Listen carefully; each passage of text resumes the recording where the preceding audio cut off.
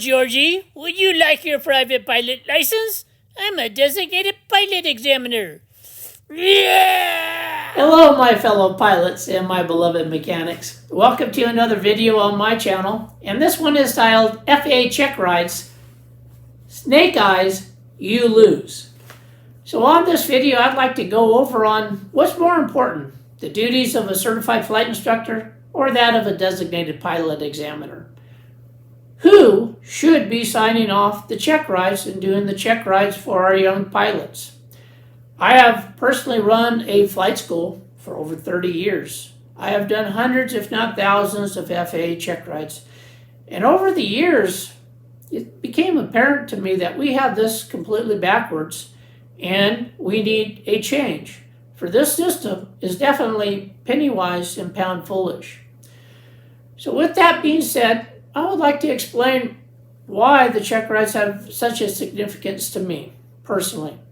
In 2019, as you know from the other videos, we had an accident happen in Hawaii.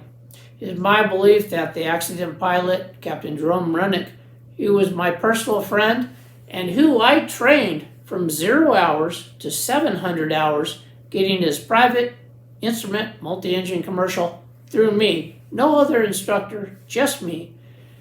He perished in that crash along with 10 other skydivers. Now, the plane clearly VMC, meaning that the good engine just overpowered the airframe, flipped it inverted, which is the hallmark of a VMC event, and he crashed. Everyone perished on that flight. The NTSB declared that the pilot stalled the aircraft and that he was a reckless pilot. You'll see in other videos how that's just not true.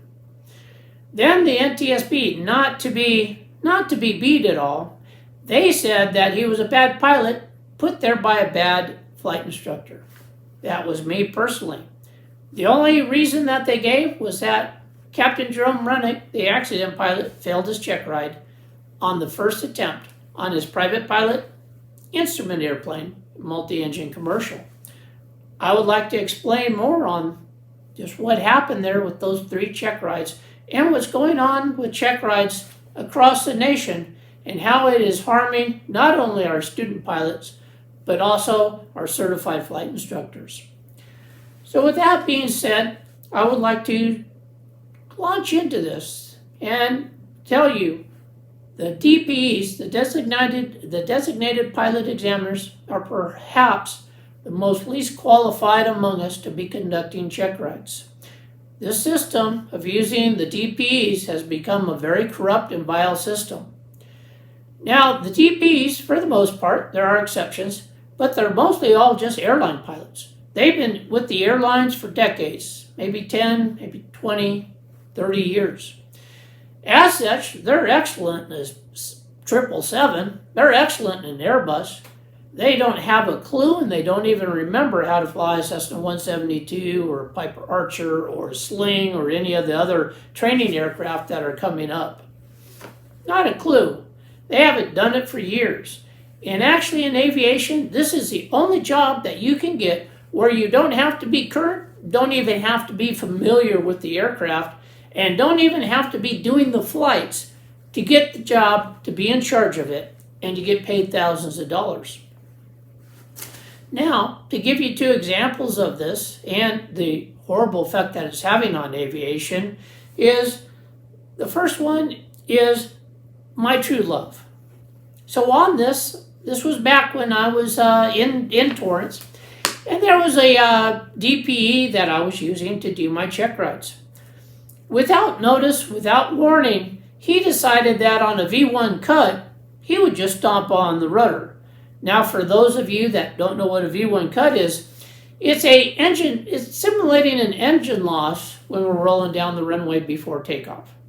The standard procedure is the flight instructor would cover up the mixtures, pull back one of them, watch for the student to recognize that he lost an engine, bring those throttles back to idle, and then the flight instructor would just bring up the mixture. Engine wouldn't have even died. It just lost power. That's all. So we could simulate the loss of an engine and then continue with the flight. And then the student would bring back up the throttles, and we would, if the engines were running good, we'd just take off and go do the rest of our training. Easy peasy, and that's how it's been done for decades. This examiner, airline pilot, he knows better. So he decided he didn't like cutting the mixture. He just didn't like doing that. So he would just stomp on that rudder, just stomp on one of the rudders.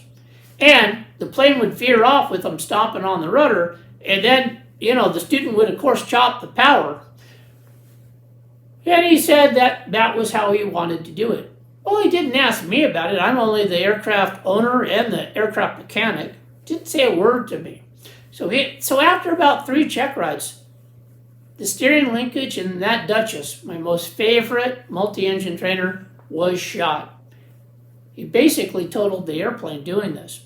Because is there any parts out there for a Beechcraft Duchess? Say, hell no, there are no parts. So then I confronted him and asked him what the heck he was doing. And then he admitted that he was stomping on the rudder, and he was quite proud of it. I asked where he came up with that. He said he just made it up on his own, just pulled it out of his buttocks.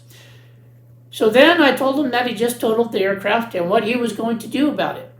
Well, he put his nose up in the air, because if you ever talk to these designated pilot examiners, it's kind of like talking to one of the lords of the house in Game of Thrones. They're in charge. Nobody dare question them. So he put his nose up in the air, turned around, stomped off. He loved to stomp. Stomp, stomp, stomp, stomp, stomp, stomp. So with that, he was done doing check rides for me. I was looking at a $200,000 loss. My students did not have a multi-engine trainer to train in anymore, and the plane was just done.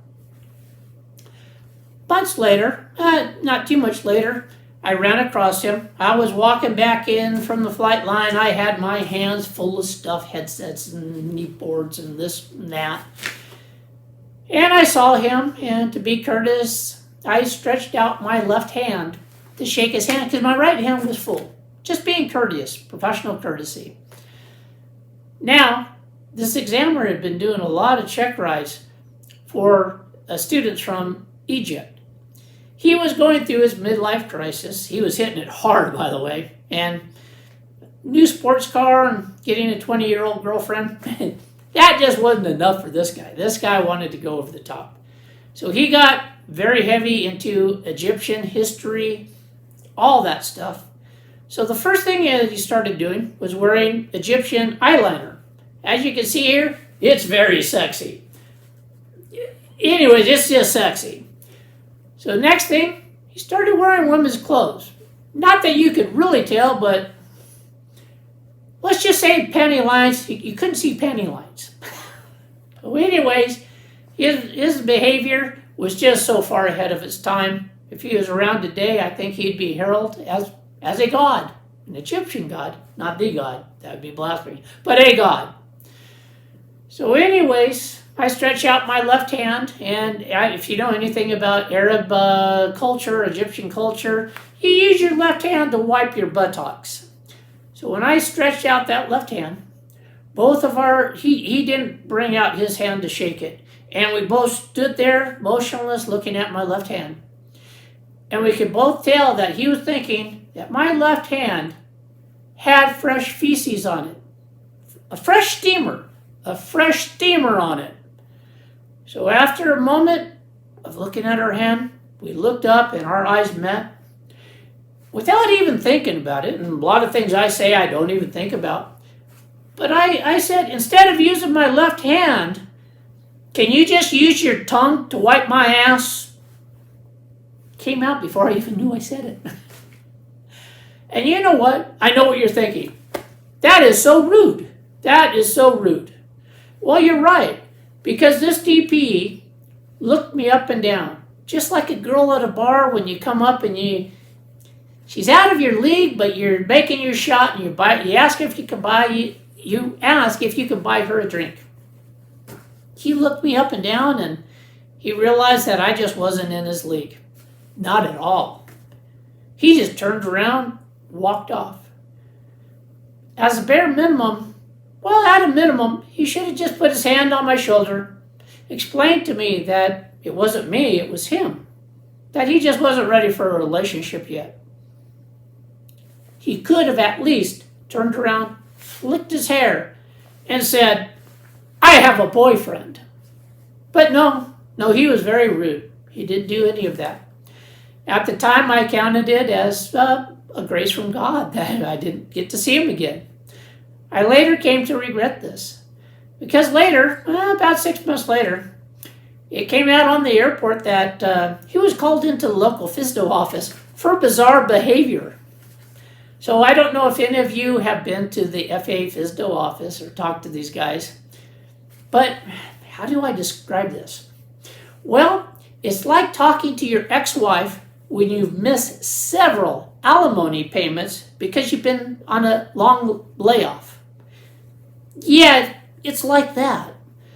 So he was sitting in the FAA office. These guys were torturing him, mocking him, ridiculing him, just doing everything they could to just get him going. Well, this guy snapped, and he snapped big time. So he reached across like Homer Simpson, grabbing that FAA inspector like Bart, and choked the living crap out of him. Now, you would think that this would get him fired. Oh no. The FAA decided this guy is of the right stuff. He's what we need for doing the check rides. So they just sent him off for anger management course, and yeah, that was good to go. But he was good to go. He passed that meeting with flying colors. When I heard he choked out that FAA inspector, I realized, I love you. You complete me. He did truly complete me. I wish I could see him again to tell him that. And at the time, like most of us, when we meet our true soulmate, we let pride get in the way. I had plenty of other planes at the time for him to destroy. And as people would tell me, don't worry about the check rides, that's the students' money. So the thousands of dollars would have been paid by the students. So I was so foolish, and that is how I lost my true love, the one that was made for me. So I hope he's still alive. Don't know. I should care. I don't. Well, off to confession I go again. The second story I would like to tell you. Oh, and by the way, as he kept doing check rides, more planes got destroyed, more students were abused, more were failed just on petty reasons, because that was a reason to collect another $500, $700 cash for less than a half an hour or an hour's worth of work. So that continued on, and there was nothing I could do about it. So now let's go on to the second story. And this one's a little bit more recent, and this one involves me almost losing another one of my twin engine trainers, the Piper Seneca 2. This one I'd like to call short field crash. So this examiner was doing a check ride on a foreign student. They came in for landing on the short field. And when you guys do your multi-engine training or fly multi-engine aircraft, they're a lot heavier than these light trainers that float around like kites in the wind or leaves in the wind. This examiner let the student lose control of the airplane, and they wanted to pass the check ride desperately. So they just chopped the power because they were just going to make that 100 feet. Well, the plane came in and they hit so hard that on the landing gear on the left main, there's 4 bolts about the size of my pinky here. They sheared 3 of those bolts just like a hot knife going through butter. I mean, it was just a clean cut. It was amazing. Now, did the DPE tell me that they had a hard landing? Oh no, that's not what they do. He came in, he decided he was not going to go on another check ride with this student. That's about the best sense that he has. But anyways, he proceeded to pass the student, and then what should have got me kind of suspicious was he told me what a good instructor I was and how well she did on the check ride. My spidey senses were going, hair on the back of my neck were coming up, but I looked around, I just didn't know what went wrong. Well, over the preceding month, I had terrible problems with the landing gear. I didn't know what it was. So I changed out the power pack, which was $3,000 in and of itself. Changed out the hydraulic lines, checked the electrical, this, that. It's only when I jacked the gear that I found out that this left main was just barely hanging on. I almost lost that Piper Seneca, and believe me, if the gear folded, that was only being held on by one bolt, well, that would have just been tough luck, and that DPE would not have been held responsible at all. That would just be Captain Robert Riter just not doing maintenance on his plane. That's what he would have said. And the FAA would have been more than gracious to come out and find all kinds of violations on me and my plane, whether they existed or not. The NTSB would have came out and did a fantastic report, blaming me and making stuff up. So it's pointless to call the FAA and complain, just like it was pointless to call and complain about my Duchess. Because you know what? They would have came out, red tagged my airplane, and gone around the whole airport talking about how my airplanes are unairworthy because the nosewheel linkage is broke. So that's what the flight schools are up to. And now I hope with these two stories you're starting to see why most flight schools do not have twin engine trainers. And when the airplanes go out on a check ride, it's anybody's guess if that plane's coming back, if it's going to survive. That's how bad it is. Now this is costing our students millions of dollars in broken parts, in broken airplanes across the nation. Millions of dollars. Who's paying this money? Well, the student is. You, when you go for your flight training. This has to be factored in because the owner can't pay this. It always comes down to the buyer paying for everything.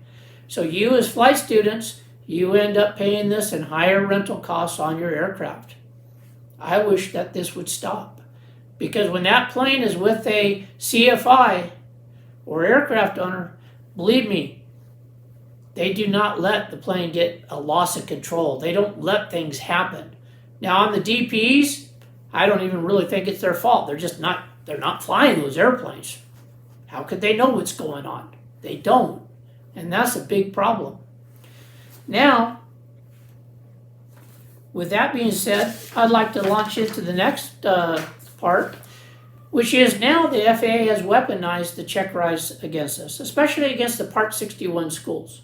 Now remember, if you're a Part 141 school, you can pretty much do anything, and the FAA doesn't care because you've already bent the knee and you're part of the system. But if you're a Part 61 school, boy, they come after you hardcore. And now I'd like to share a story with you on what happened to a young kid coming out to do a check ride. He left John Wayne Airport from his flight school. He had to fly to another airport because the FAA keeps the number of designated pilot examiners very low. So it's very hard to get an appointment. It's often 2 to 3 months, even up to a year out here in California to even get a scheduled appointment to do your check ride. This is unacceptable.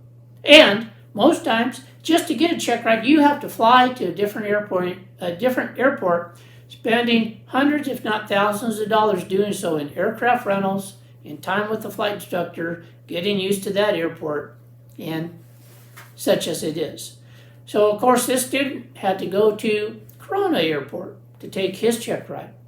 Well, the examiner, being an airline guy, he takes the money, starts the paperwork, then goes out to the airplane and inspects it.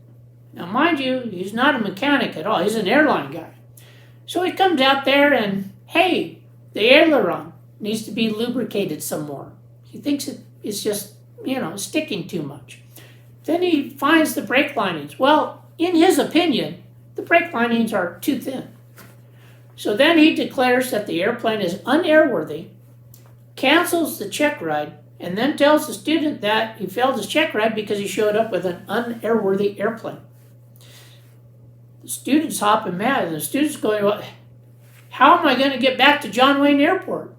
And so the DPE looks him straight in the eye and says, oh, that's not a problem. Go ahead, you can fly the airplane back to John Wayne. It's just your check ride's canceled, and you know what? As a favor, I'm going to try to work you in as soon as I can for your retest. This is after he made $1,000 or $1,200, $1,500, whatever it was. So now the student goes back to John Wayne Airport, hopping mad, madder than a wet cat. Lands, goes and chews on anybody and everybody he can find, from the other students to the school owner to the flight instructor. How dare you send me in an unairworthy airplane for a check ride? Can you imagine the horror? Then he's going around the whole airport talking about what a bad flight school it is. Well, it gets worse. A week later, the FAA shows up, 3 or 4 of them, shuts down the whole school for a couple days to a week. So now the school owner is losing thousands of dollars a day. Missing, each plane makes about 3 to 5 flights a day, each flight being about $300 to $500 by the time you add flight instructor pay and then the aircraft rental. So now he's out tens of thousands of dollars, just like that. So now the FAA goes through all the logbooks, looking for typing errors, looking for this, looking for that, just to give a violation. Not to do any counseling, not to help at all, but just to find a violation. And then they round up all the flight instructors, question them, make it known to them that if they stay there at the flight school, their career may be over. Then they harass the mechanic, they make him do an inspection in front of them, and just drag it out and make it quite awful. And then what happens with the flight school? What's the damage done to that flight school? Now everybody on the airport is talking about what a bad flight school it is, how badly it's run.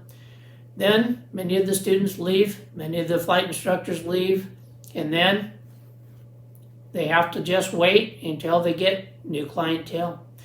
That's why you don't see very many flight schools in operation anymore. In fact, most airports don't even have a flight school. And this is the reason why, or one of the many reasons why. So with that, I don't think using DPEs being weaponized against us flight schools is fair. I don't think it's right at all. So with that being said, we talked a little bit. I would like to take a commercial break. So now, here's a commercial from your local FAA office on building those airplanes in your garage. So please, enjoy the movie from your local FSDO. Hello there. I'm Mr. Joe Retard with your local FSDO office. And you know, here at the FAA, our motto is, there's no bad situation that we can't make worse. So with that in mind, there's just not enough certified aircraft falling out of the skies these days. So we would like to team up, and with all you home builders, we would like to help with a training video for building a plane in your own garage that can come down from the sky. So with that in mind, grab the neighborhood kids, head to your garage, plug in our training video, and introduce the young kids to the FAA at the early age possible. Once again, we're here to help you. We won't stop until you're done. Good day. Well, I hope you enjoyed that video, and I hope it makes you want to grab a case of beer, grab those neighborhood kids, throw them in the garage, close the door, turn off the lights, and get that video going. I think it's going to be good fun, and I think it's going to be downright riveting. So, and that's sheet metal repair. Very riveting. So with that being said, I'd like to launch into the next topic here, and that's show me the money. So with that being said, please watch Tom Cruise here in one of his great movies. Here's Tom Cruise. I'm a DPE. Show me the money. I just want to do my check ride. I'll show you the money. That's not so good. Show me the money. Show me the money. Derek, you better yell. I'll show you the money. Congratulations. I'll do your check ride. Show me the money. Show me the... So anyways, show me the money. That's what you hear when you schedule a check ride. How much it's going to be, and that's it. And no guarantees of even being treated fairly.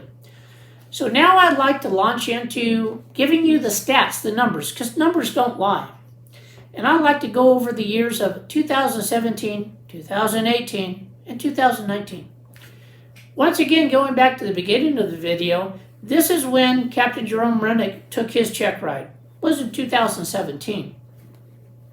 Now on here, what happened during this time period is that an FAA employee told the designated pilot examiners that if they did not have at least a 35% failure rate, they weren't doing their job, and that the FAA would fire them.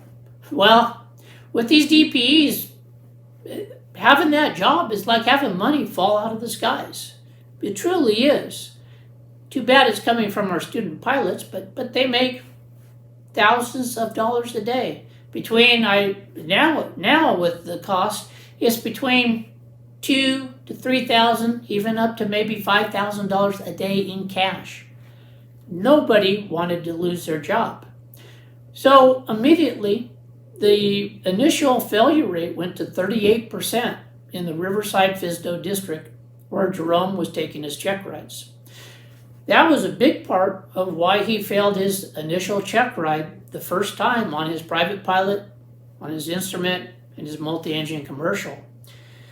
Now I hear that the FAA, with me hitting them hard on this failure rate, and they realized that they really had their pants down and they were bent over pretty good on this one. So now all of a sudden, these same pass rates have now gone down to like 5 or 6%. I believe that that's a more fair representation of check ride failures, because when a CFI signs off a student, they're ready for their check ride. They may be nervous or do something dumb. They actually do their worst flying on that day. They haven't slept the night before, and boy, you CFIs, if you don't get a meal in them, they're not going to pass the first time. In fact, I can't tell you how many check rides were passed just because of a grand slam at Denny's that I forced down a student. So anyways, there's a lot of factors with them failing the check ride on the first time. With this pass rate in 2017, if we take the average cost of doing a retest I figured it to be just a little bit over $1,000, $1,140 to take the retest, and that's with plane rental, paying the retest fee, that kind of stuff. So in 2017, if we just take that 95% pass rate and we figure out how many pilots got failed due to false pretenses, well, I think that comes up to 255 applicants failed their check ride on the first time under false pretenses, just to meet failure rates for the FAA FSDO, the Riverside FSDO. So if we take that and we times that 250 times 1,140, we come up with an astounding $290,000 and $700. $290,000. That's staggering. And that's money that did no good, that was just wasted by the FAA mismanagement of the check rides. Now in 2018, it got a little bit better. Only 26% failed their check ride on the initial one. Once again, if we take that 95% pass rate, which it is now, and remember the students haven't changed, the aircraft haven't changed, it's just the pass rates being manipulated on purpose. Well, over 260 applicants were failed under false pretenses. That comes up to $296,400. Then in 2019, 25%. That led to 294 students not passing under false pretenses. That came up to a staggering $323,760. This is too much to bear, especially with these students taking out student loans, using all their parents' and grandparents' money to get flight training. And this is just too brutal. Now, at the Part 141 schools at least, it's 95%, and I believe that's a more accurate representation, and that's fair. Now the FAA, when you talk to them, they say they have nothing to do with the check ride process. It's all the DPEs And if the student passes, he passes, and if he doesn't, he doesn't, and they have nothing to do with it. Boy, they want to get away from this problem. And by the way, the numbers that I just quoted you, the FAA didn't freely give this out. No, in fact, the Riverside FSDO, well, all FSDOs will not talk to me. They will not respond to a phone call, an email, nothing. So I had to actually go through a Freedom of Information Act to obtain this information, and that's how I got that. So now, I would just like to talk about the retesting of Captain Jerome Rennick. With his retest, his flight time was 0.3 for private pilot license. For his retest for IFR, it was 0.5. For his multi-engine commercial, it was 0.7. If we subtract run-up and taxi time, that means 6 minutes for private pilot, 12 minutes for instrument rating, and 30 minutes for multi-engine commercial. Does this really sound like a pilot that was unqualified? And on the retraining, I just did one flight because I knew it was bogus. It was just, and I was told directly, hey, this is just part of the game. Shut up, Rob. It's not your money. Who cares? You make more money by the extra aircraft rental and flight pay. I did not believe that to be the case. I believe this was harming my students greatly. And if you look at the retesting of these students, back then it was $700. So for 6 minutes worth of work, maybe up to half an hour. With the paperwork, maybe an hour, maybe half an hour, somewhere in there for retesting, and $700 cash. Boy, during this time frame of 2017 to 2018, the examiners were loving this new policy. Money was literally falling from the skies. It was. So now, what are the real costs that these pilots face? Now, not only has the FAA weaponized the check rides against us, not only have they manipulated the pass and failure rates, but now they have had the airlines and the corporate flight departments discriminate against our young pilots based on the number of check rides failures they have. So now, during your training, if you fail one check ride, that's okay. If you fail two, well, a lot of companies aren't going to hire you, even the airlines. If you fail 3 check rides for any reason, and once again, we're talking about a 0.3 retraining test, 0.7, less than an hour retraining. If you fail 3 check rides, now the airlines just won't hire you at all. Your application goes right in the trash can. Then, with the corporate flight departments, now they're holding the check rides against you. So if you have three failures, they're just not going to hire you. How do you even get the experience to get the job if you can't even get hired at the entry level because of the check ride process? This is really unfair. And this is heartbreaking. So once again, we need to do something about this. I believe this is wrong, and this is an injustice being forced upon our new young pilots. So now, for the total pilots in 2017 to 2019, 978 pilots failed under what I believe were false pretenses. Out of that almost 1,000 pilots, how many were denied employment, denied an entry-level position because of the check rides, which don't really matter at all. That's just a final check to make sure you meet standards, somebody else doing the test.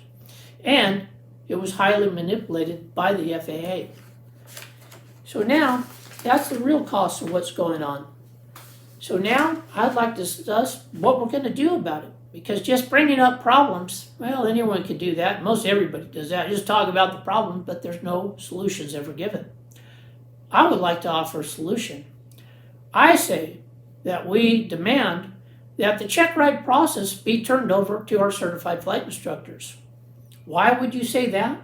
Well, who's better to do the job? Who's signing that student off for solo flight? Who's responsible for that student's English capability? Who's responsible for all the maneuvers that that young woman or man needs to do for their check ride? Certified flight instructor.